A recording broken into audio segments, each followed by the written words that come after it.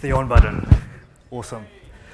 Okay, so starting a little bit earlier because I'm standing between you guys and heaps of free entertainment and nice beverages tonight. So thanks for coming along. I actually thought there'd be a few less people here since this is the kind of graveyard shift.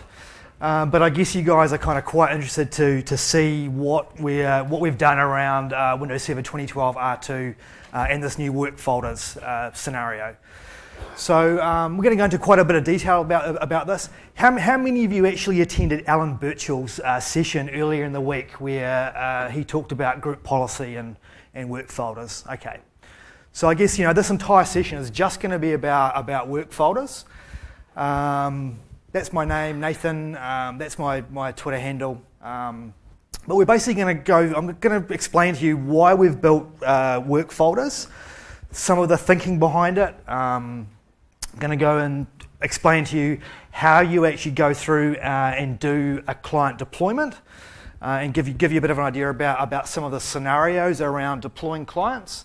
I'm going to talk to you about how we've actually built it, what the different components are in terms of the architecture and the layout, single server scenarios, multi-server scenarios, client machines that are domain joined, client machines that are non-domain joined, even the way that we're going to support non-Microsoft operating systems in this scenario. So how many of you, put your hands up, have got people in your organisation that have got iPads that want to access, Windows Server files? Awesome. You're going to love this cool feature then. This is one of the big things that we've designed this for is to basically leverage your existing Windows Server investment, and particularly what we've done around the file server, and basically extend that outside the firewall in a secure way, and in such a way that we can actually containerize the data that's sitting on those devices, so you can actually have that separation between personal data and work data. When you go and do a remote wipe of a device, you now don't have to do a full remote wipe of the device. You can just actually do a selective removal of that business data. So I'm going to explain to you how that works. Also going to explain to you the logic behind how we do in terms of the way the file synchronization engine works and how it actually handles duplicates. How many of you, put your hands up if you use folder redirection with your users today? Okay. Put your hand up if you've got like standard kind of Windows file shares that are doing home directories and home folders. Okay. Put your hands up if you're using offline files or the client-side caching. Okay. So I'm going to explain to you, how it works in comparison to those. And probably most interestingly, how you can take what you've got today in terms of folder redirection and user home directories, and how you can actually put this through into this new world and basically migrate those user home directories onto Server 2012 R2 and get that data out there.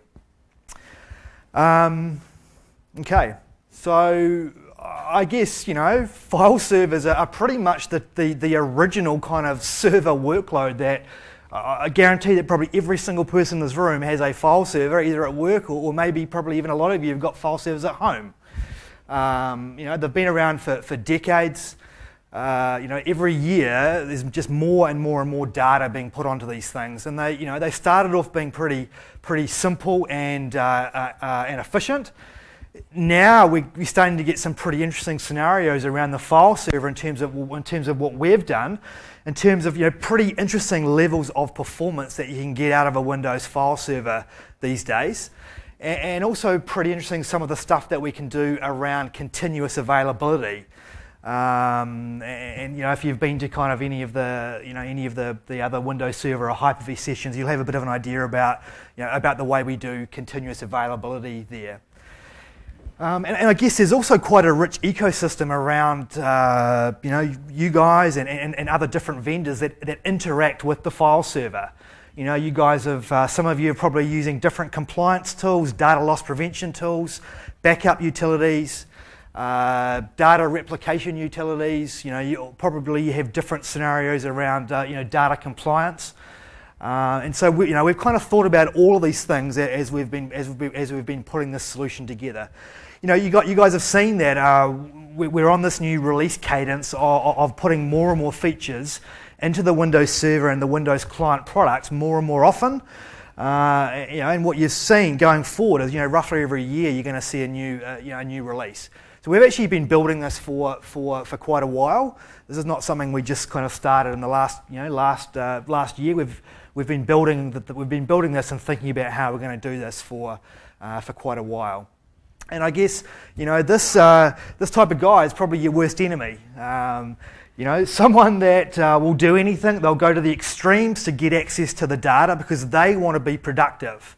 And when you guys turn around and say, no, Mr. CEO, no, Mr. CIO, you can't use the device that you want in the way that you want, or you do things like, for example, block things like Dropbox at the firewall, you'll just have your users going outside the firewall and having their meetings at coffee shops with free Wi-Fi and synchronizing your data outside the firewall where you've really got kind of no control over it. And do you want to be telling the CEO that he's violating corporate policies? And I guess more importantly, do you think he's actually going to listen to you, or is he just going to kind of tell you, hey, make this thing work? So, this is So let's just explain to you, really quickly in one slide, all up what this scenario is, what the solution is, and then we'll get into a bit more tech about how it works. It doesn't take it's pretty easy to get your head around what this is. We've essentially added a new synchronization protocol using SSL on your file servers. This is not doing anything stupid like tunneling SMB through SSL. This is literally, we've been writing a new synchronization protocol that uses HTTPS that you can basically attach onto your Windows Server 2012 R2 file servers. So this will only work with a Windows Server 2012 R2 file server. That's the first thing.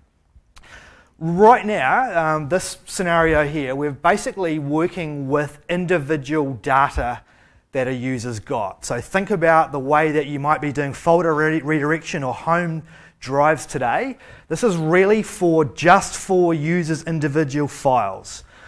Right now in this current release, we don't really do anything around collaboration. In other words, I can't go to a file share or someone else's directory or another file server in the network and say, take that offline. I can't do that today with this.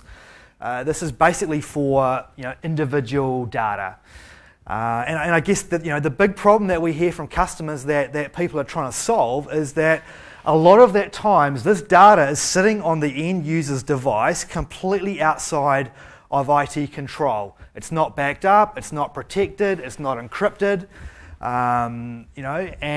you get users who want to collaborate, and obviously we've got some other tools that do this with the likes of SkyDrive Pro. There's all sorts of other solutions out there, Box.net, Mega, Dropbox. There's a variety of scenarios.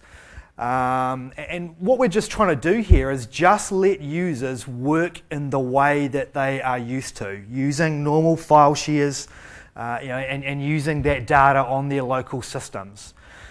So essentially what we do is we just asynchronously bring that data back in a kind of a hub and spoke model. So if you think about if you've got a Windows 8.1 PC and you've got an iPad, both of those are kind of talking in a hub and spoke replication scenario back to the Windows file server. And our synchronization protocol will essentially keep all of those files in sync across whatever devices the users want to use. So in the initial release of this, and right now today, if you go and download Windows Server 2012 R2 from TechEd or from MSDN, right now today this supports Windows 8.1, and you can play with that scenario today. Very, very, very soon, probably quite close to general availability in 5 weeks' time on October 18th, we will also provide an add-on for Windows 7 that lets Windows 7 participate in this work folders world, because we totally understand that you're not all going to go out and roll out Windows 8.1 in the next next 5 or 6 weeks. So this will work with Windows 7 as well. This is not going to work with anything older than that.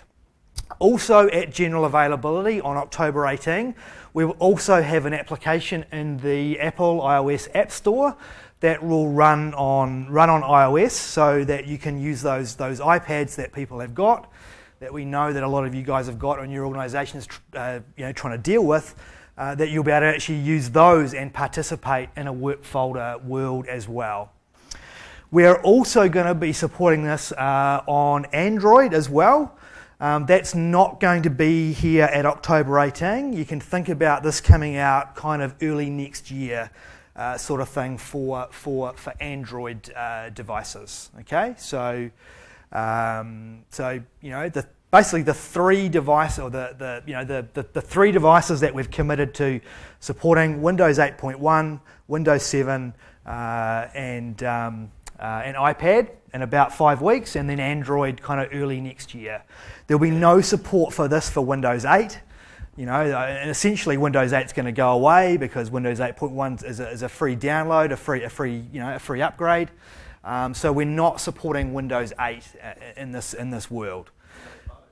Windows Phone, Windows Phone is going to be doing a new release of Windows Phone is going to come out next year, and we haven't disclosed any of the features around Windows Phone, and so I can't talk about those today. So yeah.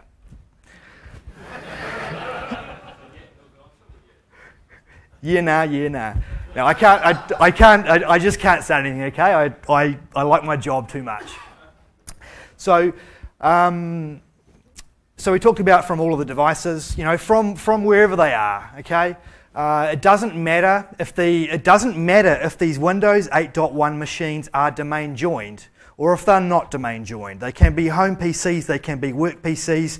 You can use them in the network on the LAN, or I can be sitting at home just connecting across the internet.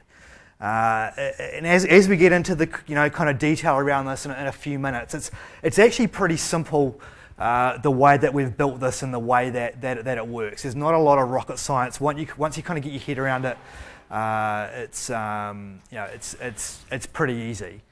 But it is quite different than what we offer today with redirected folders and my docs. It's completely different to that. You guys that are using the CSC or offline files, the client-side caching, you probably get a lot of complaints from your users, and probably even from you, when you guys have to deal with conflict resolution.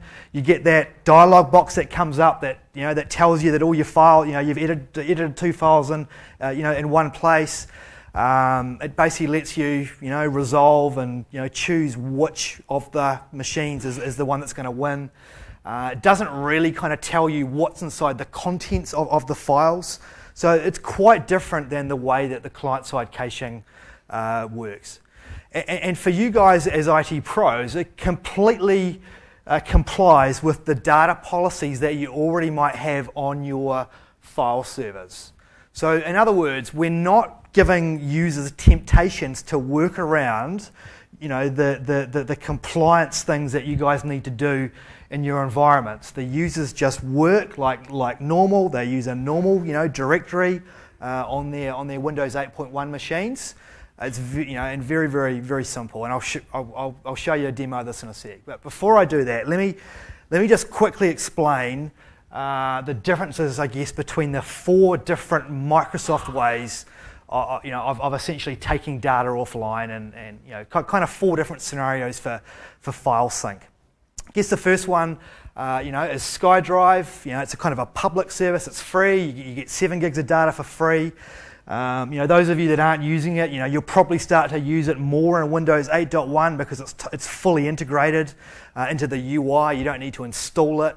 And in fact, SkyDrive is the thing in 8.1 that synchronizes your start screen, that synchronizes all of your settings around. So it's almost like a consumer version of the user experience virtualization, if you've ever seen that as part of the MBAM, MDOP tools.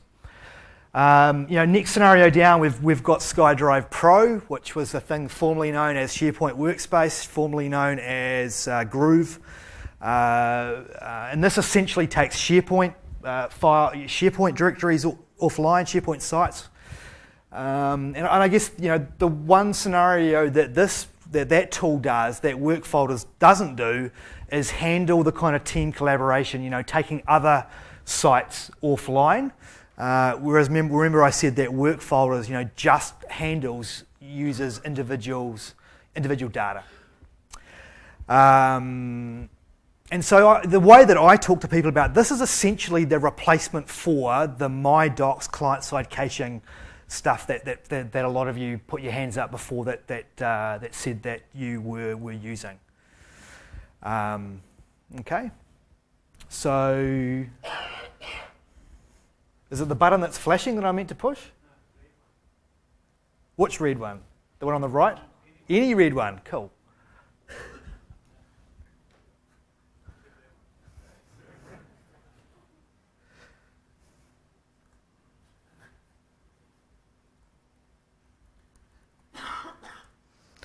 Okay, so I've essentially got two VMs here, as you can see. I've got an Office machine, I've got an Office PC here. This is domain joined, and I built these demos last week, so I didn't have access to RTM until you guys got access to RTM on Wednesday morning, I think it was. So I've built these with the preview. I've got two preview VMs here, and I've got a preview R2 VM at the back end. This guy here is domain joined. This guy over here, my home PC on the left, is not domain joined. Okay, so I've just gone into the control panel. If you click on Set Up Work Folders, asks me for what my email address is. Okay, and basically we're just using this email address because that is probably something that the user knows. You would hope. They don't need to be using Exchange. They don't need to be using Office 365. If you're using GroupWise or Lotus Notes or some other mail platform, it doesn't matter. It's nothing to do with that. It's essentially so that we can discover the Work Folders URL that we are going to go and connect to. So essentially, I'm going to log in as Jim.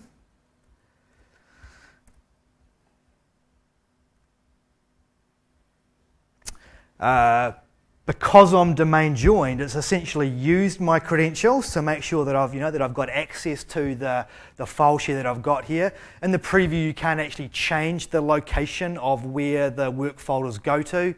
In the RTM, this box here is not grayed out, so you can put it wherever you like.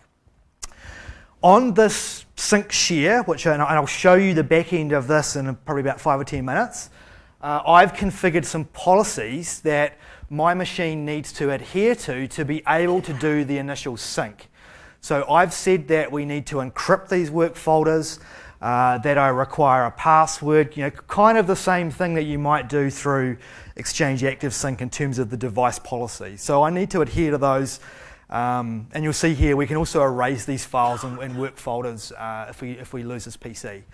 So one of the reasons why this doesn't work in Windows 8 is that we've actually extended the NTFS file system inside Windows 8.1 for kind of two reasons. One of them is that we've enhanced the change tracking so that we know which files have actually been touched by the user, updated, deleted, things like that. And the other scenario is so that we can handle this selective device wipe, so that if you do send out a wipe, you're not deleting the user's personal data, you're just deleting the work folder's data that's sitting in this container, sitting on the file system. And so because of that, you need to have NTFS at both ends, both on the server and the client, but I'm pretty sure that most of you are going to be using NTFS already. So I click on OK. Springs into life. It does a sync, and when I go into my Explorer here, I've basically got my files, and that just came down there in a couple of seconds in the background. So I'll just very quickly show you what it's like from a non-domain joined machine. I'm going to go through this pretty quickly because it's basically exactly the same except for one scenario. I think I was Jim. Because I'm not domain joined, I'll be asked for my creds.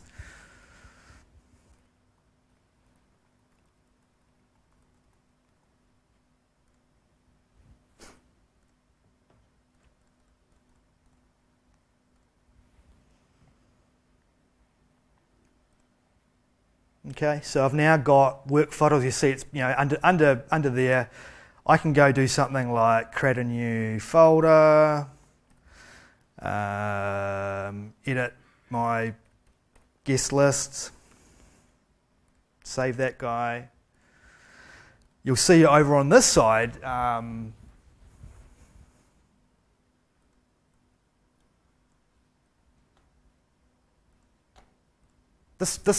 My original PC, my Office PC, hasn't synced yet. The default for actually doing a poll of the client reaching out to the server by default is every 10 minutes. That's modifiable. You can change that to probably not whatever you want, but you can change it.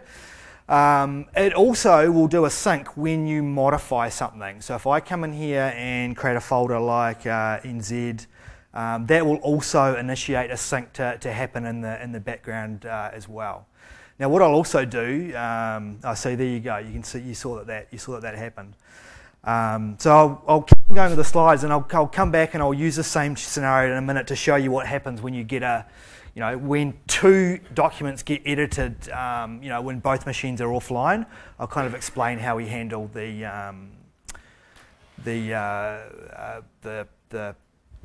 bringing those files, back together. So, when you deploy work folders onto the device, you need to basically connect back to the server. This is done over HTTPS. In these VMs here, I've actually basically just set some registry keys. I've set 2 registry keys, and you can use these in your testing. I've essentially used 2 registry keys to turn off some of the security around this. So I'm just using HTTP because I couldn't be bothered buying an SSL cert or creating a self-signed cert. And I've also basically put the work folder's URL into the registry. And that's why when I just click next, it didn't actually ask me for the URL. Okay, so you can do it. You can do it manually. You can put it into the registry. There's also heaps of group policies around this as well. By default, we're actually going to go and connect to workfolders.domain name, and that's another one of the reasons why we ask you for what your email address is. So this is not something that users are going to probably remember, or even guess. You're going to probably use DNS or auto discover for them to get that URL. Okay, so first one I've explained is manual. You can also use this in an opt-in scenario. So that would be the group policy, the config manager, or using something like Intune to basically get that setting to the device. This is probably the way that we recommend that you do it, and the reason is that the settings are on the device ready to go. When the user wants to opt in and use that device for work folders, everything's there ready to go. So they get a second PC, or they want to use their home PC or whatever, or they get another Office domain joined PC. Everything's there ready to go. So opt-in is the default, is the one that I'd recommend that you use. Mandatory is probably pretty much like what you're doing right now around client-side caching, folder redirection, home directories. You're essentially forcing it down the user's throats by using group policy, and you can also do that as well. So in that scenario, you'd have no user interaction. You wouldn't see, I wouldn't be asked for a URL or any of that sort of stuff. It would just happen. So what does this look like? As I said before, work folders is actually a new sub-role of the file and storage services. And when you do that, we install this new access protocol that I mentioned before, which is actually running on top of IIS Core. So when you go through and add the work folders sub-role from your file server, it will also install the IIS stub onto that machine as well. So kind of just like you have SMB and NFS, we've got this new sync protocol that we've built specifically for this scenario. Okay. On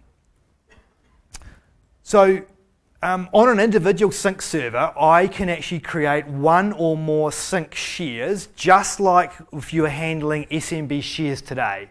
And essentially that sync share just points to a physical location where the data actually is.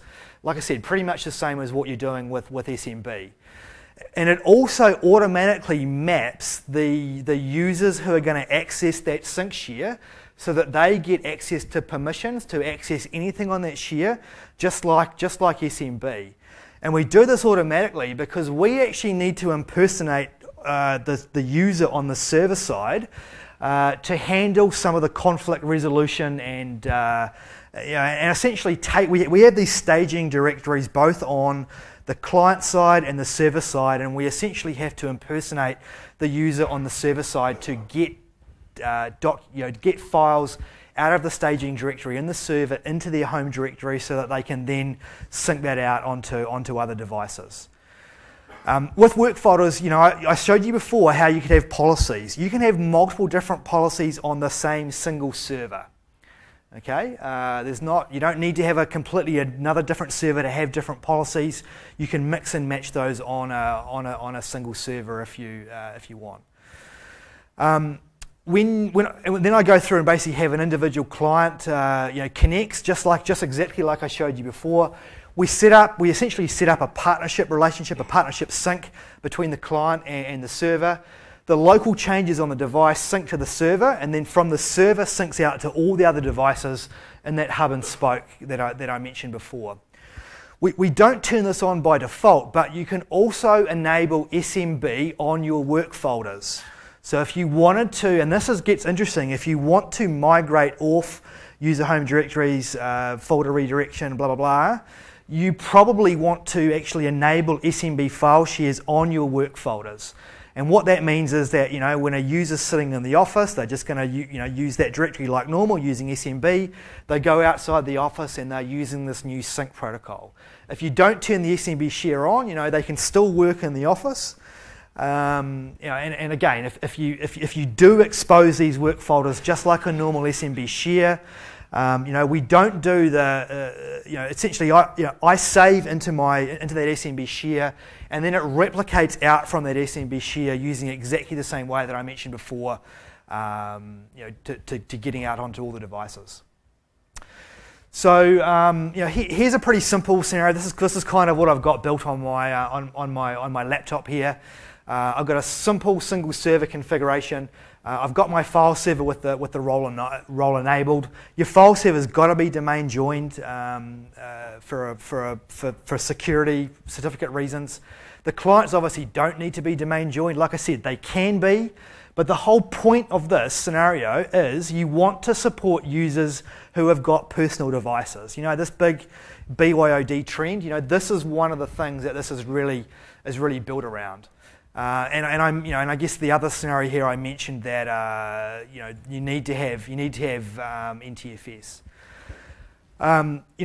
The way that you expose this outside your firewall is with a web proxy or by a reverse proxy or by poking holes in your firewall. This is just using 443. So you can either use a reverse proxy or just open some pinholes in your firewall. Clients inside, when you're using SSL, depending on what your security guys want to do, you can either route them directly to the server, or you might want to actually have a single aggregation point and basically, have them going to that reverse proxy as well. And in this scenario here, effectively, Active Directory is the thing that's handling the Windows integrated authentication when you're inside the firewall on the domain. When you're outside the firewall at home or on the internet, we're using digest authentication because you can't use integrated auth like that. You can also optionally use ADFS, and this is, I'm not sure if there was any sessions here this week around the new workplace join feature, but this is one of the, it's kind of like a lightweight domain join that essentially lets a user register their own personal device inside the Active Directory, so you know what devices the users are using, including Windows 8.1 devices. And so there's kind of three reasons why you might optionally use ADFS. You might want to support, you might be in a scenario where you've got multi-forest inside your network. And for that, because of the constraints around digest authentication, you'd need to use ADFS to do that. Second scenario is you might want to do multi-factor authentication, including the phone factor product that we have now that can send you a text message or ring you up and read you your two-factor password over the phone. That's another way that you do that. Work folders needs to use ADFS to do multi-factor authentication if that's what you want to do. And then the third scenario is it's the one I mentioned before about the workplace join. And when we do that, that lets you restrict it to just the registered devices. In other words, I can't just use any device. I have to register my device with the Active Directory, and then my IT department has got a bit more knowledge into actually what devices I'm using, what their capabilities are, are they remotely wipeable, things like that. So on the actual client side, like I mentioned before, the work folders container is kind of an encrypted blob. We've extended the encrypted file system that lives on top of NTFS to support this, and it's all completely automated. You don't need to worry about certs or PKI or any of that stuff. It's all completely automated. We assign keys to the organization identity, and then we can just selectively wipe organization data, like I mentioned before. And because this is a file server, this just works with, like I said before, with all of your existing tools, with any of your backup agents that you're using. You might be using our inbox tools for doing quotering or file screening and stopping people saving their pictures of their cats and stuff on your file shares. All of that stuff still works. You might be using the file classification service or the FCI infrastructure. You might even be anyone using rights management services. This also works with RMS. Hopefully next year when we ask you are you using RMS, there'll be a few more hands that goes up because we're about to release RMS online, so you don't actually need to run your own RMS servers internally. And when we release that, RMS will actually work with any device and with any file type as well. So it'll work with PDFs and stuff like that rather than just working with Windows, Office documents and stuff. So let's have a bit of a look at what it looks like on my server side.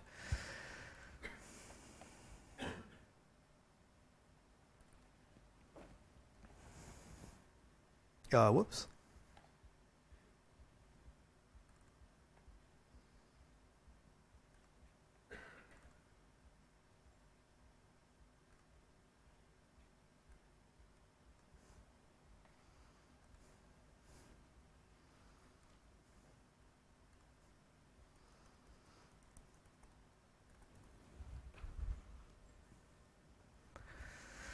Okay, so I've already installed this, so I'm not going to show you how to install it, but essentially it's brain dead easy. You just go and add a role, click onto a file server, and then essentially add work folders. And as soon as you do that, you'll get this new item exposed here, which is work folders. And so I've only got one. That's my sync share that I was using before. So let me just create a new sync share, and we can step you through the process of what it looks like.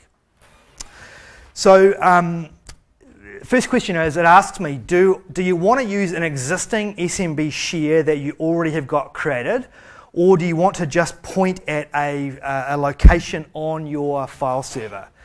In this current release, it has to be a local server. I can't point this at a remote SMB share. If you want to do that on a remote SMB server, you should just go to that server and add the work folders role to that file server, rather than trying to do this remotely. So I've only got a single server here. So you see here, it looks at the existing SMB shares that I've got on my network, or I can just point at a local path. So if I go to a local path, go into work folders, maybe this is for my engineering group, so I'm going to point this at engineering. Next thing it asks me, how do you want to handle folder compatibility? And as you can see, you've got two choices here. You can use the user alias, which is probably what most of you are using, and this is the recommended default, because this will make it really easy for you to migrate off home directories, folder redirection, offline files. You can also use alias at domain, but like a UPN. And the primary reason why you'd use this is if this guarantees that you've got uniqueness. If you've got a multi-domain forest, this guarantees that you've got a unique folder per user. What you can also do, in this little box here, sync only the following subfolders, you might use this when you're actually migrating off folder redirection, and I'll talk about that later, but when I talk about it, that's the place that you'd go and click on to do that. So then it asks me for who's going to access this, and you can put individual users into this, but the way that we recommend that you do this is you create groups and you put the users into the groups. It's just much more simple. If you put the same user into multiple sync shares, only the first one that they use will work. We never do anything stupid like split half the data into one sync share and half the data into the other sync share. It will only be in the first sync share that the client connects to when it initiates its sync. Okay, so ideally you're just going to have the users that you want in the particular groups. But if you do get it wrong, it doesn't. You're not going to blow up and split your data all over the place. So next thing it asks me is my device policies, like I mentioned, so encryption and device lock, and then go and create. And essentially when I go and create it, you'll see that I've only got one user here inside that group. If I go and look at the file system on my file server, because this guy hasn't logged in yet, his home directory is not there. If I go and look at the one that I showed you before, sales, that's my guy Jim. And obviously me as an administrator, I can't go and see his data unless I go and blitz the NTFS on that to get access to it. So very simply, that is what it looks like in terms of setting server end, setting up a simple sync scenario. So let's talk a bit more about, I made that look pretty easy, right? Did that look easy, look cool? You guys going to roll that out in 5 weeks' time? So let's kind of talk a bit more about how actually file kind of stays in sync. And you saw me create a sync partnership. You saw the data being created. Behind the scenes, we also have a hidden directory, which is essentially a versioning database that we use. It's got some tracking metadata. It tracks versions, and it also is a staging directory for accepting and uploading files across different devices. So there's essentially one of these staging directories on the local file system of a client machine. There's also one on the file server. Don't worry about these too much. They're hidden. The user can't see these. The user can't muck with these. These are kind of just what we use internally. The user's not gonna encounter them. So on a file server itself, when you set up the sync shares for the first time per user, it's going to provision the correct infrastructure into that staging directory. And the very first time a user does that, any user does it on the first sync server, we will essentially create a database on the file system of that file share that we use for tracking. And then when we create a new user, a new table gets added to that database, and that's what we use for tracking. And a little bit later on, I'll talk about how you would handle a disaster recovery, how you'd handle, backing up and restoring data from the user point of view and from the server point of view. So how do we kind of detect changes? Like I said, users are just going to use this like normal. They're going to upload. They're going to delete. They're going to create directories. It's always the client that initiates the sync, as I kind of showed you in my demo. I could have waited 10 minutes, but when I went in and modified that file system on my Office machine, it initiated a poll, and then essentially the server told my Office machine that the file was there. So regardless of what happens with the rest of a sync session, that the server has a copy of that data. The server is then going to try and apply it into the directory, into the actual user's directory, take it out of the staging directory, because it's possible that file's in use. It might have an ops lock on it. We might not be able to apply. So it'll basically sit in that staging directory until it can apply it onto the file system of the file server. Like I showed you before, we automatically set up the permissioning. You might have a scenario where, just like I showed you there, I double-clicked, it said access denied, and you've got some numpty administrator that clicks, continue, and basically squirts updated NTFS, ACLs down that file system and stuffs everything up.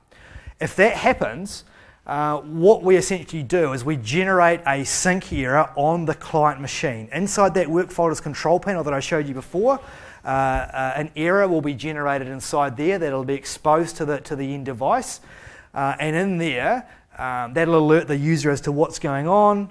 File system administrator goes and fixes up the permissions. Error gets resolved. The server can apply the file, and then that updated file can then synchronize out to all the other devices.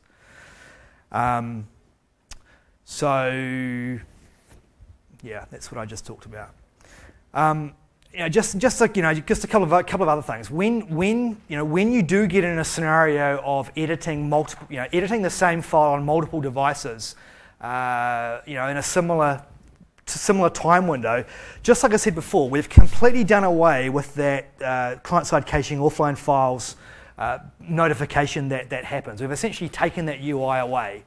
If you go and look at all of the kind of popular file synchronization solutions that are out there today, they don't bombard the users with stupid questions like that. So we've essentially got two principles that we have when we handle those conflicts. And obviously the first principle is don't lose the data. The second principle is don't bother the user. So what we essentially do is we make the latest file the current one.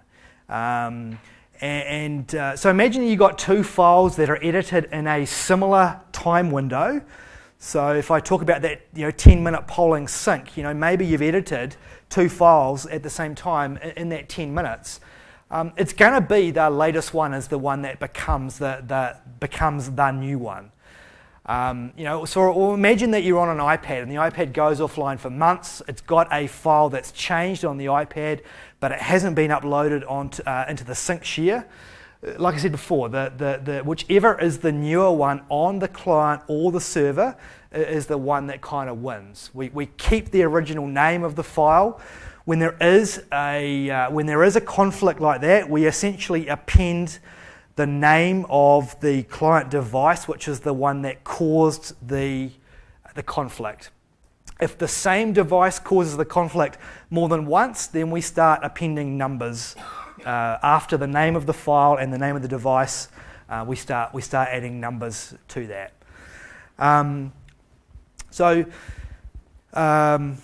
Yeah, I've talked about polling. Yeah, so I guess, you know, three kind of key takeaways to kind of understand about the way that this works. It's a single partnership per user per device. So if you've got multiple users sharing a device, that's cool. That's fine. That'll work. It is only for individual user data. The client is the thing that drives the synchronization, not the server. The thing that when the change gets applied, it can get applied at either the client or the server end, which is the whole point of having that staging directory. And like I said, we handle that conflict resolution. Did you have a question? Yes. On the server side, does it create more than one of those hidden directories? There is one per sync share. So if you go into the file explorer, the question is how many staging directories are there per server, and there's one per sync share. If you go in and turn off hidden files or whatever inside tools options, you can look at it. So what's this new sync protocol that we've built? I've already said to you, hey, it's not SMB over SSL. That would be silly. We've built this new protocol. It's firewall friendly. It's very efficient at doing the synchronization. And primarily, we've designed this to work in a variety of network configurations and different amounts of bandwidth. We don't have a concept of slow link detection like you get inside client-side caching. Right now, today, in the existing product, what we do is we use metered connections to understand whether you're going to run up a big, Telecom or Vodafone big 4G bill. So if you've got mobile broadband built into your laptop, metered connection will automatically be built in. If you're tethering your cell phone over Wi-Fi, you would set that Wi-Fi connection to be metered, and then we essentially won't sync over that. And the user can, I don't know if you guys saw in the UI before, but the user essentially controls that, or the user can control that if you want them to through here. So you can choose to sync over a metered, and then on top of that you can choose to sync over an expensive metered when you're roaming. So we require a signed SSL certificate on the server to establish the trust and to encrypt the data. In my demo here, like I said, I couldn't be bothered using SSL, so I've used this registry key. Please do not do this in production. You can probably think through the scenario of someone putting a rogue server on the internet and impersonating your server and grabbing all the data off that user's file system, and probably more interestingly, copying data down onto that user's directory. So don't do that. If you're playing with this in your labs and you are using self-signed certs, just remember that you're going to need to import that cert into the root on both the server and to the client. If you want to do, packet inspection on your firewall, you can terminate those SSL connections on the firewall rather than terminating them onto the sync share server, onto the work folders server. So, like I said, you essentially terminate on that proxy. Proxy's got to have the same SSL cert, and then I'd be connecting SSL to the proxy, and then it's port 80 from the sync share, from the firewall onto the sync share. Okay, and there is that registry key, and when you guys download these slides, I've put the reg keys into the slides. Fine for playing around in your test labs, but don't do any more than that. So let's talk about backup and recovery. How many of you know about Active Directory and putting your Active Directory through a time warp and causing problems on your Active Directory? Hopefully you don't know about that too much, but at least you know that it can happen. As I said before, we have a database inside this sync share as well. So potentially the same thing can happen to the sync share. And synchronization is pretty hard to do if your database just goes back in time, right? So you've got a few things you can do here. I can do a selective file restore. Imagine a user's deleted that file, it's gone, bang, they want to get it back. You can perform a selective file restore. Maybe they corrupted or deleted it or whatever. They can perform it on the client or on the server. Now that file comes back. It's not even going to touch our database, so it's not a problem.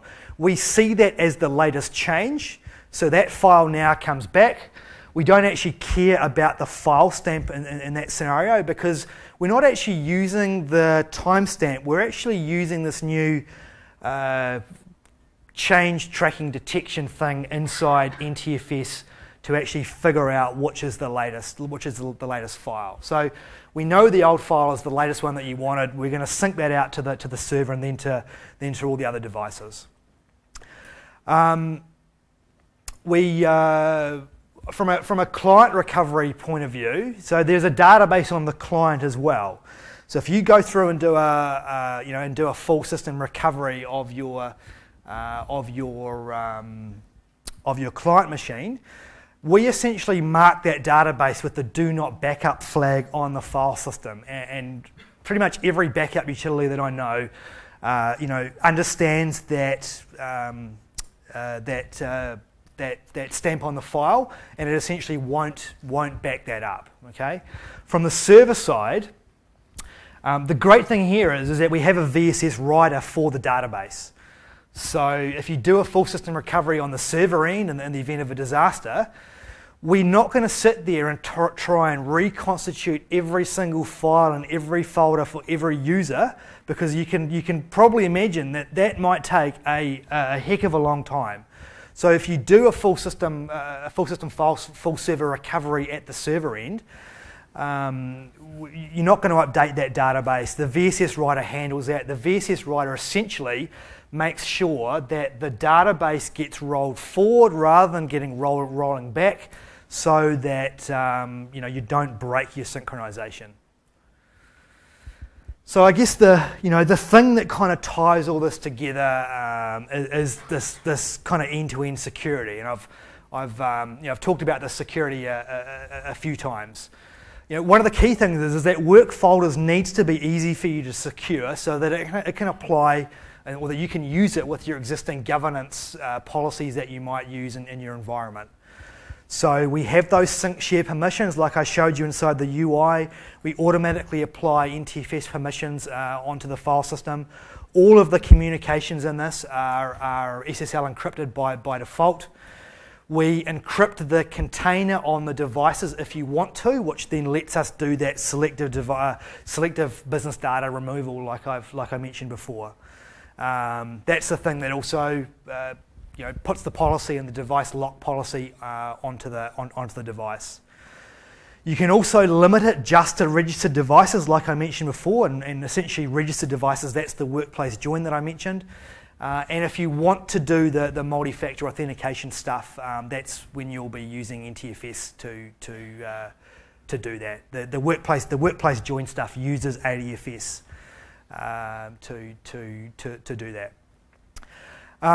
And I guess one of the biggest challenges around this is how do you handle data loss, data leak prevention. No one wants to read about their company or the department that they work for in the Dominion Post on a Monday morning. So this is kind of one of the hardest things from a security point of view, because you are relying on the user to adhere to your policies. So how do you stop someone taking a file, emailing it? How do you stop them putting it out to taking a sensitive file and putting it out there? That's where we recommend you use something like rights management services. And this scenario is completely tied into the file classification infrastructure. So the same rules that you can write for classifying your data based on who the user is, based on what's the contents of the file. Is there personally identifiable information in there? Is there credit cards? Is there IID numbers? All of that stuff, and I think we introduced that inside Server 2008 R2, all of that works in conjunction with the work folders. And then lastly, This also works with you if you're running anti-malware protection on your file servers. This also ties into that. One of the challenges here for you guys as IT pros, in this brave new world of bring your own device, where people have got their personal devices, is that you don't own them, you don't manage them, they're not joined to your domain, they don't have your antivirus, any of that sort of stuff. So the way that we recommend that you deal to that scenario is, and stopping malware propagating off a home machine like that into your network and into your other devices, is to run server-side anti-malware. So what about if you want to get a bit more complicated and do multi-server deployments? You might want to scale out for capacity. We're about to release a capacity planning document that gives you an idea about how many users can be supported on a single server. But I can tell you it's many tens of thousands of users. So here in New Zealand, you're not going to have capacity issues for this. What you probably do have is you've got lots of branch offices and regional offices, and you might want to have the users storing their data there instead. You might want to delegate access out to, you might have particular admins in your company that run their own file servers and manage their own file servers. That might be another reason why you want to have multiple servers. You might also have a policy inside your environment that makes you physically put different classes of data on physically different servers, and so that works as well. So one of the first things I mentioned was that this needs to be easy for the user in terms of discovering that URL, and this obviously gets a bit more complicated when you've got multiple sync servers, because how does the user find the right server to get to? So I'm going to explain how that works in the last kind of 5 minutes. And I'm also going to explain a tool that we've got that lets you migrate users across different sync servers. So this is, you guys can see the pretty picture here, multi-server deployment. I've essentially got 3 servers here. I've got my reverse proxy, I've got Sync 1 and Sync 2 servers sitting inside my head office, and I've got a Sync 3 server that's sitting down sitting somewhere else, Ashburton down in the South Island, for example. Now, in this scenario here, I've only exposed Sync 1 and Sync 2 in terms of the URL. Sync 3 is actually not exposed. So the user, again, they just need to know their email address, because that's what they know. So user logs in, same scenario I showed you before. The device connects over the URL and it tries to find which server it is. In my example here, I've set DNS round robin up around those two sync servers. And so that's essentially for load balancing. And what those servers do is, if you want to make this automated, we need a single schema extension to your Active Directory that essentially associates the user's sync server with their user account. So you don't need to have a Windows Server 2012 Active Directory or a 2012 R2 directory for this. You just need to extend your schema. You don't need to extend your schema, but then it won't be automated. You'll have to give that URL to the user. So we think that most companies that deploy this are going to go through, extend their schema to do this. So the client, again, does the same discovery onto the sync server. They request what is the name of my sync share. They request that through the reverse proxy. The Sync 1 server that I hit through my DNS round robin, its responsibility is to go and look up my user property inside the Active Directory to find the auto discover to find out where I am. And that Sync 1 server basically queries the AD, tells the user, hey Joe, your sync server is actually Sync 3. That URL gets returned to the client, and then everything works like I showed you before. If it ever stops working, if you ever take that server down, if the server goes offline or anything like that, that entire process that I just showed you starts all over again. So imagine, you want to decommission Sync Server 3. Users at home. You take that server offline, the user will try and connect. They'll be trying to go to sync 3, it won't work. Sync 3 will query AD, it'll tell the client the new name of your sync share, and then everything just works. So it's pretty simple the way that kicks back in, and that whole process repeats. So, final thing I'll talk about is how do you handle migrations? Probably a lot of you, eventually will like to migrate off home directories, redirected my docs, to get away from that. So one of the first priorities that when we've built this is we've built this to have server-side compatibility so that you can essentially use work folders on new devices and continue to use home folders or folder redirections on legacy devices. Maybe the user's going to be using a Windows 7 machine inside the network, and then you're going to give them a Surface Pro running Windows 8.1 for them to use when they're out and about. Actually maybe it's not Windows 7, it's Windows XP, which doesn't have work folders. So that's going to continue using SMB. So that interop totally works. It totally works from a technical point of view. There's no technical reason why you can't use both together. But there is a user education problem around this because the user is going to see their same data in two places. They're going to go to their home directory or their redirected My Docs, and they're going to see their blah blah blah .doc. They're then going to go to work folders and they're going to see the same file. They're going to think, okay, I need to clean that up because I've got the same file in two places. They'll go and delete the file. Because it's redirected, they're actually deleting it out of their My Docs, which will then sync to all their work folders, and now they've just deleted that file. So that's kind of one of the reasons why we don't recommend doing that. Is mainly around user education, and there's kind of no easy workaround for that. So we recommend you migrate your devices to work folders. Eventually if you can. Don't co-locate it with your existing current legacy. Sounds funny calling it legacy components. What's a better way to do this is and this was the UI that I showed you when I set my sync share up in terms of selecting the users. You can tell it not to sync a particular folder under there. So you might be mapping to an existing directory structure that's you've got your My Docs, your My Pics, and your favorites. They all sit under the alias directory of the user. You choose that alias to map to in your existing folder redirection locations. So say I've got that music, pictures, favorites, docs. Kind of doesn't really make sense to put favorites inside work folders because again, I've now got that inside two places. So what we've really done here is essentially create a single container for your work documents. And so you're gonna want to specify that you want to sync those documents subdirectory under each user home directory out onto the work folders on those devices. If you're migrating from another server, say you've set up a brand new 2012 R2 server, you've put work folders on it, you've got a completely empty directory structure.